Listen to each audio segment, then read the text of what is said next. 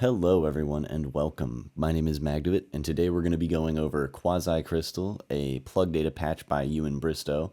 And I just wanted to go over how I use it and how I've been using it and maybe some of the post-processing that I do to it, just to hopefully show you guys how you can take some of the sounds that you get out of Quasai Crystal and process them a little bit, and also just see how easy it is to get some really fun and cool spectrally sounds. So yeah, let's go ahead and jump right into this. So I've got Quasai Crystal up here, and let's go ahead and make this a little bit bigger so we can actually see what's going on here. And basically there's 5 different sections for the Quasai Crystal, but the big sections that I like to focus on are mainly the oscillator section and the, I guess this is like the LFO section. Both of these sections I find are like imperative to at least how I use the device. Obviously some of the spectral processing is useful as well, and being able to manually adjust the XY grid is helpful too. But most of the time I find myself relying very heavily on the LFO to kind of create the movement between all of the different patches.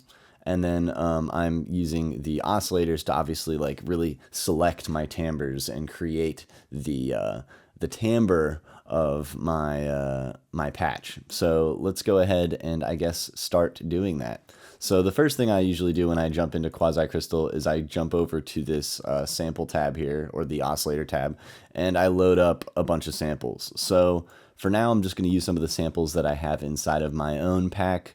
But obviously feel free to use your own samples, and the big thing to keep in mind here is as long as everything is like the same key or in the same sort of registry from a note perspective, then you're fine, right? So even if it's something that's like an octave higher, that's okay. Even if it's something that's a fifth higher, that's okay if you're conscious of the fact that, you know, you're creating a chord by putting that sample in there.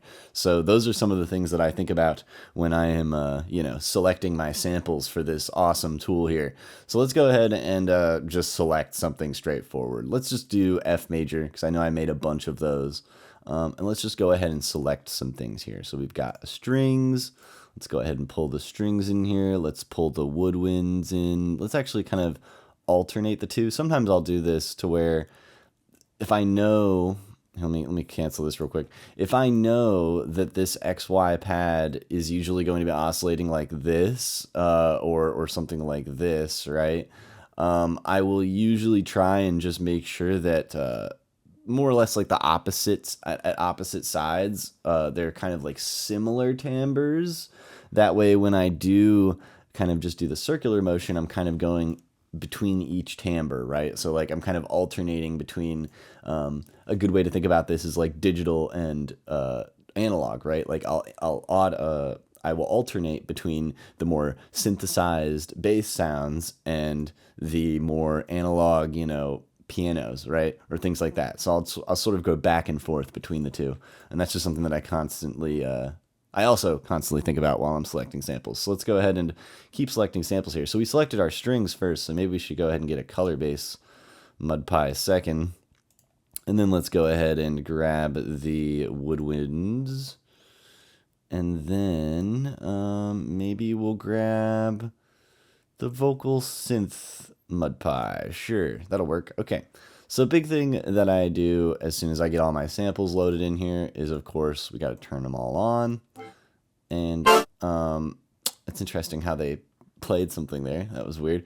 I guess sometimes it does that. But yeah, anyway, what we want to do is we want to turn on the grains, and we want to make sure that all the grains are sort of playing throughout the whole sample. Now, some of my samples will have this little bit of like empty space at the end. What I'll do is I'll try to kind of adjust this to not include so much of the end space, because I've noticed as you increase this, it essentially increases the gradient in which grains can spawn or be created throughout the you know, the sample here. So basically by reducing this, you know, we're limiting how far the grains can go, right? The grains can't go past this kind of wall here. So yeah, anyway, let's go ahead and see what this sounds like when we turn on the oscillator here, or the LFO. So let's go to the LFO section, and I'm just going to play a C note. I think this is middle C. Actually, no, it's not. It's not middle C, but it is a C note.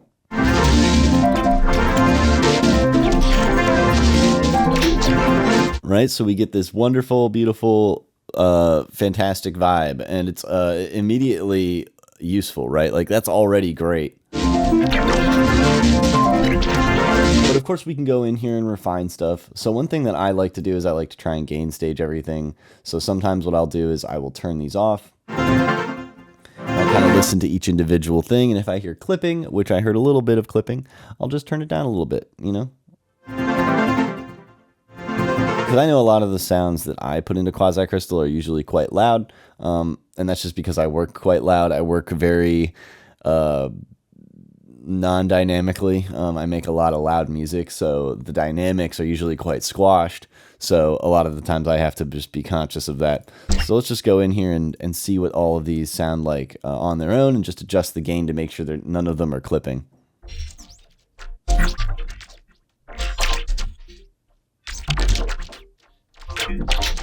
Yeah, that one's fine. Let's go ahead and check this one.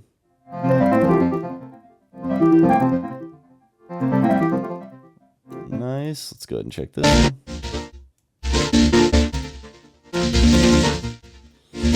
Awesome. And now we can hear together.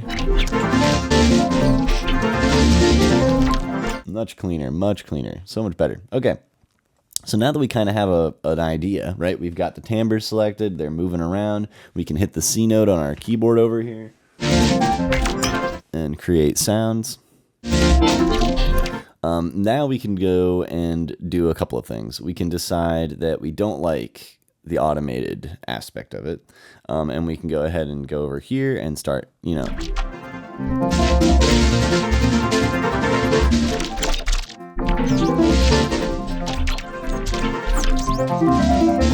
You know, we can start manually doing some automation. Obviously, we can adjust some of the stereo things and reverb, which I'm a huge fan of, by the way. Sounds amazing with just the reverb and the stereo effect added. But then, of course, we can add the spectral stuff that Ewan is known for, which I'm always a huge fan of.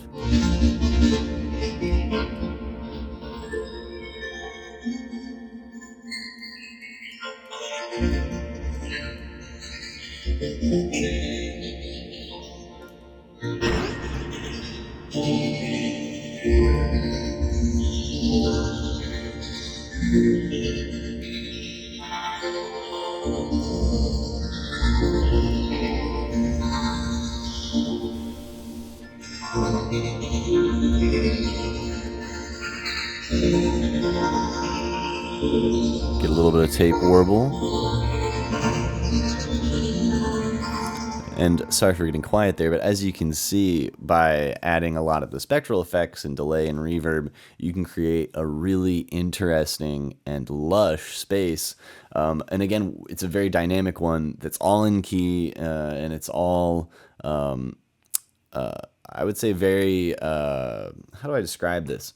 It's almost like ethereal, right? At least the way that I utilize this tool, it creates this, yeah, very ethereal feeling, at least when you go about it in a melodic sense.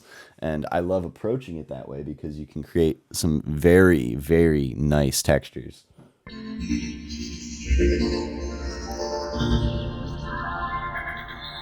Now let's go ahead and turn this back on, just so we can get the movement again.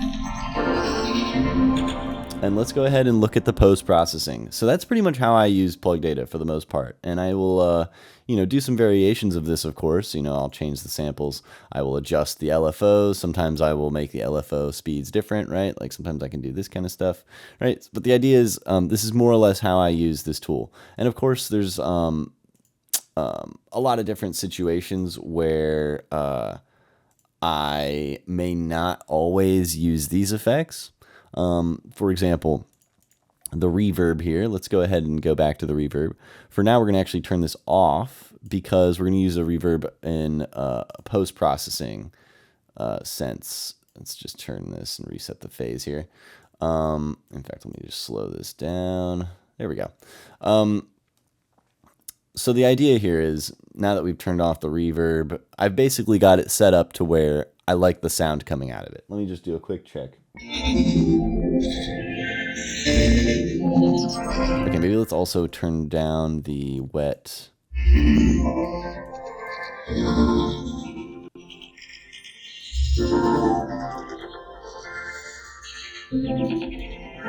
There we go, just to get some of the, I wanted the OTT signal, but it was so loud that it was clipping. So I had to turn down the dry there. But anyway, so I've got it sounding the way that I want it to sound coming out of Quasai Crystal. Now let's go ahead and look at some of the post-processing that we can do to this, because there is quite a lot, at least that I like to do. So one of the first things that I love to put on Quasai Crystal is some form of a grain delay, just because Quasai Crystal is already very granular and it's already very delay especially if you're using the delay. So what ends up happening is if you put on a grain delay, you can create these very interesting tails that kind of just keep going up in pitch, right? So it kind of creates these longer tails of melodic information that, kind of just trail off of what you're already experiencing. So it's just like another level of melodic depth to the sound in a higher frequency range. So more often than not, this sounds great because usually you're not going to create any mud this way because you're only going up in frequency. And, it just sounds really cool because you're adding another level of harmonics, right? You can also adjust. So I have this grain delay set to an octave, but you can also do chords if you want to as well, right? Like you could have it be a fifth or, a seventh or something like that, or a third, right? But the idea is I would say a fifth is the way to go. But the idea is, you can pitch it around to whatever you want too. So you can create very complex timbres. And let's just see what that sounds like.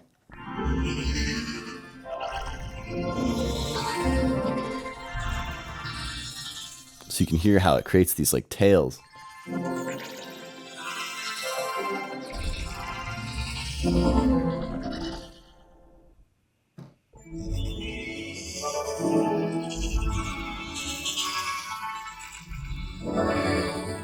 So you can see without.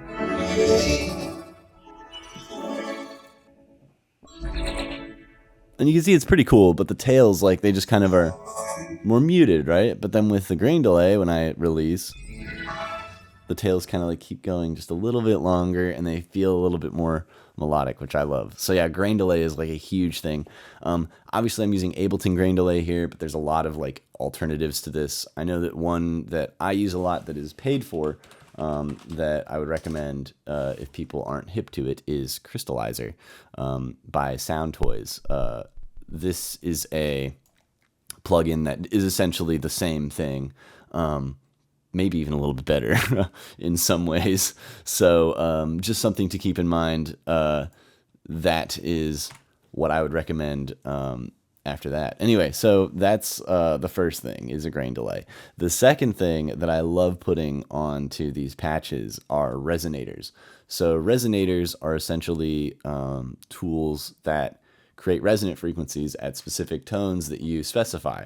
So what you can do with this is create chordal structures that kind of map onto whatever it is that you're feeding into it. So I love ninth chords. I think ninth chords are very like complex, but they're like the right level of complexity, they're like just enough to be interesting, but not so much that it's like muddy or confusing, or you know what I mean? Anyway, ninth chords I think sound great. So I built a ninth resonator in Ableton. And again, this is all free on my Patreon, and all of these are stock tools. So you don't need to get anything for these racks. But this ninth resonator essentially creates a ninth chord that you can kind of superimpose onto whatever it is that you're feeding into it. So let's go ahead and do that. And let's just go ahead and reference our samples here. So inside of plug data, we can look and see that the samples are in F major, right? So we decided to go with F major, which means we just want to be conscious of that and make sure that we set our root note to an F note, or at least a root note that makes sense in F major. I guess you could use any root note that works in F major, but we're just going to stick with the fundamental. We're just going to stick with F, and let's go ahead and see what that sounds like.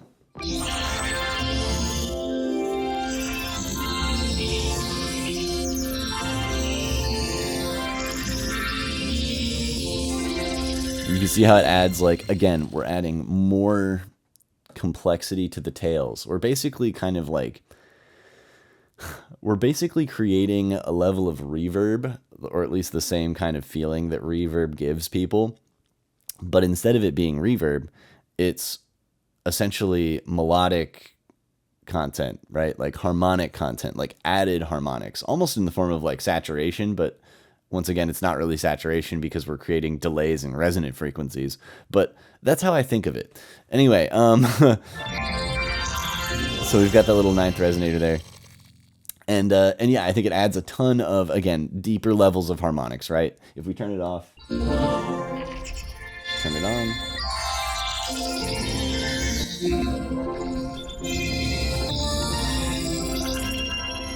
Right, it just kind of creates like a more ringing sound. And of course we can adjust how much that's happening.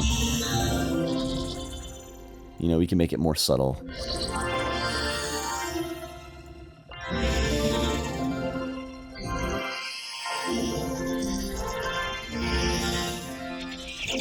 So yeah, definitely experiment with that. I find that the 9th resonator is really fun on pretty much anything that's colorful or melodic. So yeah, definitely would recommend trying that out.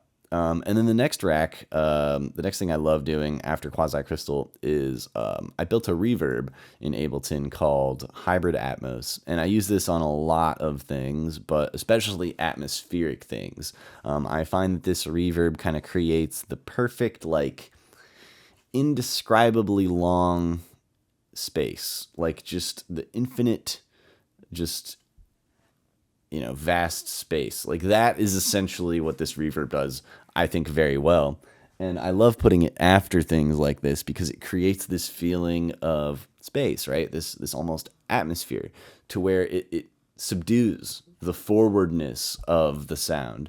And I think that that, again, is really great for the use case that I find myself using these sounds for, which is very atmospheric, almost like ethereal, like mind space. Like I'm basically, whenever I'm using this tool, I'm trying to help people kind of enter this space of like awe and just ethereal, like wisdom.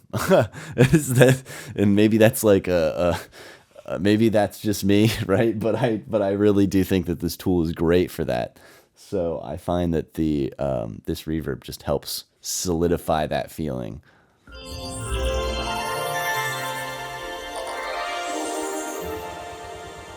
Oops, I played a different key there, but we can see here. Let me just.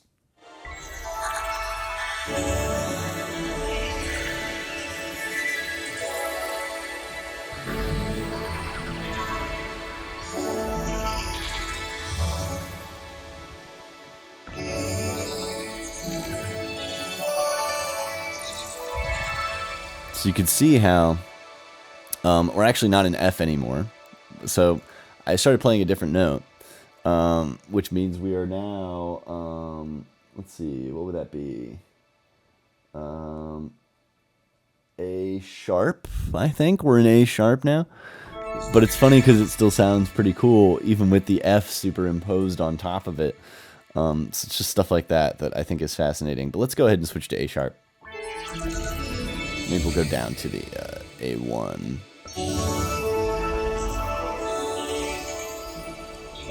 So yeah, now we're in A sharp major. And yeah, the idea is that reverb just creates this endless, yeah, you can hear it. It's just that just vast space, right? And I love this feeling on top of the Quasai Crystal stuff. And then of course, yeah, I always do this, but a little bit of limiting, a little bit of like what I would call dynamic control. You could replace this with a clipper. You could replace this with like a fat rack. You could replace this with an OTT. You know, the idea here is it's just some kind of dynamic control. This is unnecessary for the video, but I just do this all the time with all of my sounds. So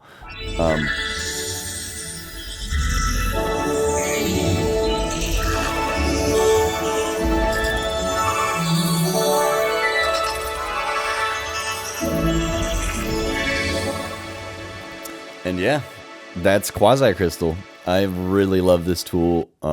Yeah, obviously Ewan was kind enough to work with me, and I have a whole sample pack out with Ewan on his Gumroad, comes with Quasai Crystal. So all the sounds that you heard in this video, you can definitely check those out if you've bought Quasai Crystal, because it comes with it. So yeah, I look forward to seeing what everybody does with these fun little things. I want to start hearing more of this, specifically this reverb and stuff. I love this reverb. But anyway, yeah, that's Quasai Crystal. Hopefully this inspires you guys, shows you how I use it. I'd like to see how you all use it. I feel like there's all kinds of weird ways that you can get cool sounds out of this thing. So I look forward to hearing what everyone else has been up to. But yeah, thank you guys so much. And I look forward to seeing you all soon. Peace.